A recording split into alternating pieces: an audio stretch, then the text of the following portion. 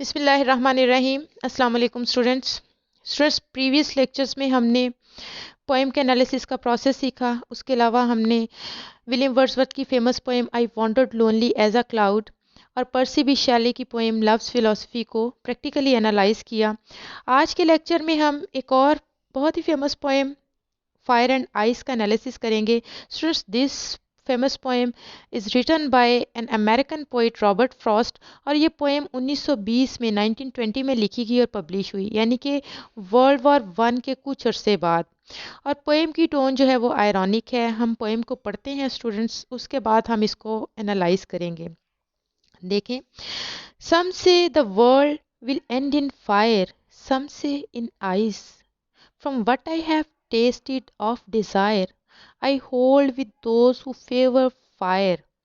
But if it had to perish twice, I think I know enough of hate to say that for destruction ice is also great and would suffice. तो students, ये poem जो है इसमें ice और fire जो है ये represent करते हैं हेट और डिज़ायर को। Ice represents the hate and fire represents the desire.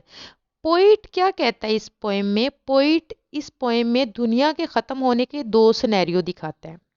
वो कहता है कि कुछ लोग समझते हैं कि दुनिया आइस में ख़त्म होगी और कुछ लोग समझते हैं कि फायर में ख़त्म होगी।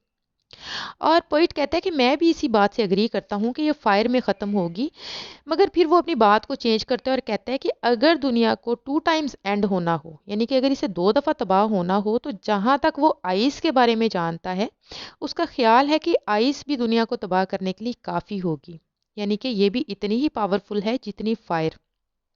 तो स्टूडेंट्स, ये आइस एंड फायर क्या है?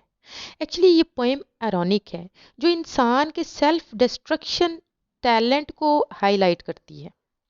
पोइट ने इसमें नेचुरल एलिमेंट्स को एज अ सिंबल यूज़ किया है, यानी फायर को डिज़ायर के लिए और आइस को हेट के लिए। तो शायर कहना ये चाहता है कि नफ़रत और ख्वाहिश, हेट एंड डिज़ायर ऐसी डिस्ट्रक्टिव फोर्सेस हैं कि ये दुनिया को तबाह कर सकती हैं। फायर यानी डिज़ायर के थ्रू बहुत ज़्यादा तबाही हो सकती है। इंसान अपने पैशन, एंगर, वायलेंस, ग्रीड और ब्लड लस्ट यानी कि दूसरों का खून बहाने की डिज़ायर की वजह से अपनी दुनिया को खुद ही ख़त्म कर लेगा। यानी ये डिज़ायर्स इंसान में सेल्फ डिस्ट्रक्टिव फोर्सेस हैं। दूसरी तरफ वो कहते हैं कि आइस यानी हेट भी एक तरीका है जिससे दुनिया ख़त्म हो सकती है, दुनिया तबाह हो सकती है। तो स्टूडेंट्स, ये पोएम जो फायर एंड आइस है ये एक्चुअली एक वार्निंग है इंसान की नेचर के मुतल्लिक। So these powerful emotion that are desire and hate will drag the world towards a catastrophic end one day. ये तो था पोएम की थीम के बारे में। पोएम के थीम के बारे में तो अब हम लोग देखते हैं कि इसमें लिटरेरी डिवाइसेस कौन कौन सी यूज़ की हैं पोइट ने। स्टूडेंट, सबसे पहले तो हम देखते हैं कि इसमें इमेजरी यूज़ हुई है। इमेजरी क्या है कि ऐसे वर्ड्स का इस्तेमाल जिससे जो रीडर है उसके माइंड में इमेज क्रिएट हो जाए, रीडर विजुलाइज कर सके पोइट के की फीलिंग्स को, उसकी थॉट्स को।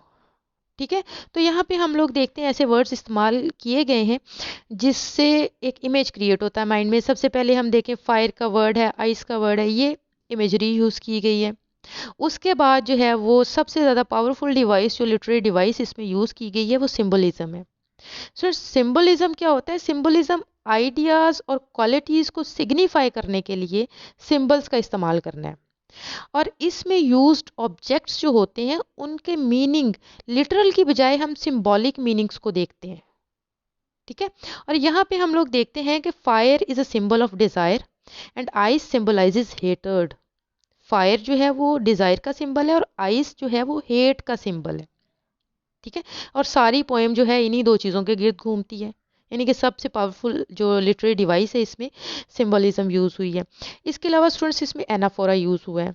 ये क्या होता है? ये किसी वर्ड या एक्सप्रेशन का पोएम के कुछ वर्सेस के स्टार्ट में रेपिटिशन होती है। ये मतलब किसी खास लफ्ज़ या किसी एक्सप्रेशन का वर्सेस के स्टार्ट में, लाइन के स्टार्ट में रिपीट होना एनाफोरा कहलाता है। हम देखते हैं पहली 2 लाइंस में ये यूज़ हुआ है सम से, फर्स्ट लाइन में भी, फिर उसके बाद सेकंड लाइन में सम से जो है वो रिपीट हुआ है।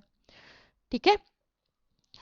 इसके बाद जो लिटरेरी डिवाइस जो यूज़ हुई है इसमें पर्सोनिफिकेशन है। पर्सोनिफिकेशन आपको पता है, आप जानते हैं अच्छी तरह से कि किसी इनएनिमेट, किसी लाइफलेस ऑब्जेक्ट को ह्यूमन कैरेक्टरिस्टिक्स जो है वो दे देना पर्सोनिफिकेशन कहलाता है। तो हम ये देखते हैं कि यहाँ पे फायर और आइस को पर्सोनिफाई किया गया है, यानी कि ये फायर और आइस जो है ये तबाह कर सकती हैं। They are capable of destruction, यानी कि इनको एक माइंड दे दिया गया है जो सोच सकता है और डिस्ट्रक्शन का प्लान कर सकता है।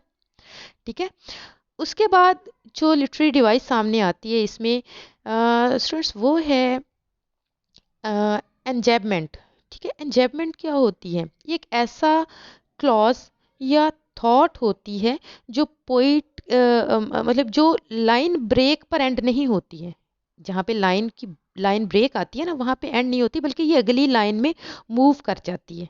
ठीक है। एक लाइन पे एंड नहीं होती। इसका क्या होता है कि इस थॉट का या क्लॉज का कुछ हिस्सा जो है वो एक लाइन में और मोर देन हाफ जो पार्ट होता है ना वो नेक्स्ट लाइन में आ जाता है। हम लोग देखते हैं जो थर्ड लाइन है, देखें, from what I have tasted of desire, जहाँ तक मैंने डिज़ायर को टेस्ट किया है, I hold with those who favour fire, मैं उनके साथ हूँ जो फायर को फेवर करते हैं। ठीक है।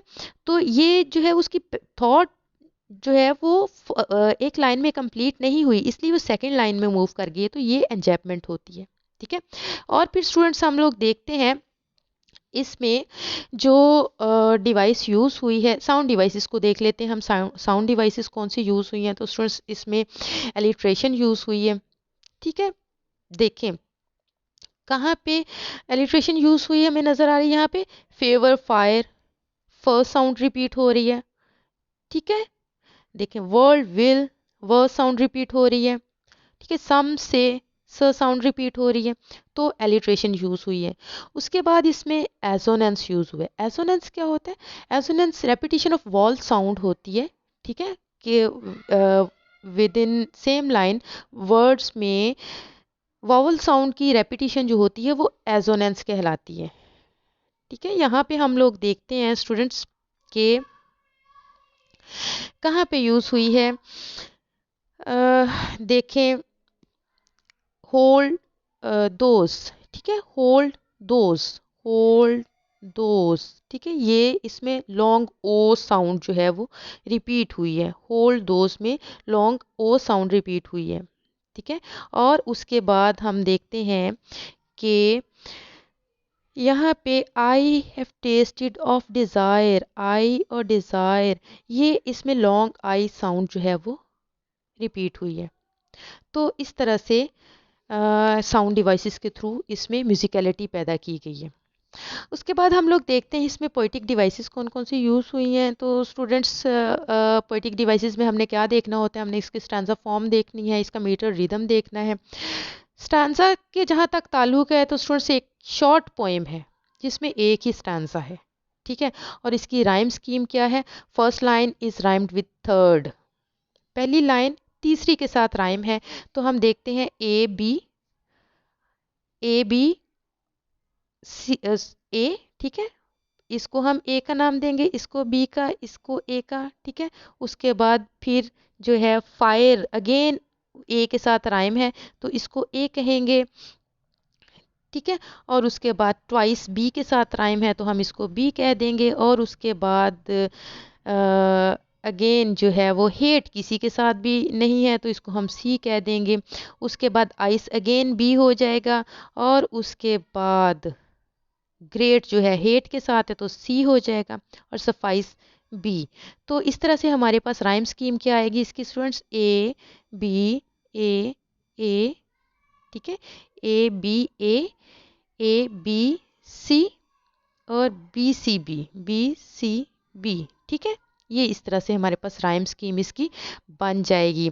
उसके बाद हम लोग स्टूडेंट्स देखते हैं कि इसमें मीटर कौन सा यूज़ हुआ है। इसमें आयम्बिक टेट्रामीटर यूज़ हुआ है। आयम्बिक मीटर के बारे में मैंने आपको बताया था कि इसमें दो सेलेबल्स होते हैं, एक आयम में दो सेलेबल्स होते हैं। फर्स्ट अनस्ट्रेस्ड होता है, दूसरा स्ट्रेस्ड सेलेबल होता है। ठीक है। तो टेट्रामीटर का मतलब है कि 4 आयम्स पर लाइन, एक लाइन में 4 आयम्स जो हैं वो यूज़ हुए। तो इस तरह से हम कह सकते हैं कि इस पोएम में आयम्बिक टेट्रामीटर यूज़ हुआ है। तो स्टूडेंट्स ये था फायर एंड आइस का एनालिसिस। नेक्स्ट लेक्चर तक के लिए अपना ख्याल रखिएगा। अल्लाह हाफिज़।